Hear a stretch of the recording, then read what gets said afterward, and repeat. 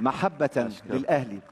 بالمناسبة أود أن أسأل يعقوب سؤال، يعني ما سر جذور هذه المحبة للأهلي؟ نتصورها في الإمارات للعين مثلا، أو الشباب الأهلي، أو الوصل الإماراتي. لماذا سكن قلب يعقوب السعدي حب الأهلي المصري؟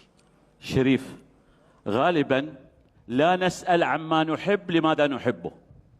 الأهلي بالذات هناك معادلة بسيطة: الأهلي نادي نحبه في بلد نحبه، أوصانا بهذا البلد وعلمنا حب أكثر إنسان نحبه المغفور له بإذن الله تعالى الشيخ زايد. لا تسألوا المحب عن من أحب ولا كيف أحب. ده كان كلمات الإعلامي الكبير يعقوب السعدي، واحد من الإعلاميين العرب المتميزين، لبق في كلامه، متحدث جدا جدا، مرتب في أفكاره، راجل بيعشق النادي الأهلي.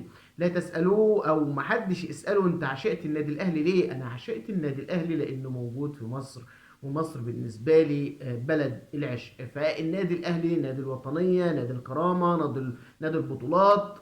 يعني محمود الخطيب، بيبو، صالح سليم، حسن حمدي، تاريخ وتاريخ وتاريخ بالنسبة للنادي الأهلي. علشان كده الراجل بيقول لك ما تسألش المحب كيف أحب ولا لماذا أحب. يعقوب السعدي، هنيئا لك بعشق النادي الأهلي كأحد جماهيره ومحبيه ومن ينتموا للنادي الأهلي.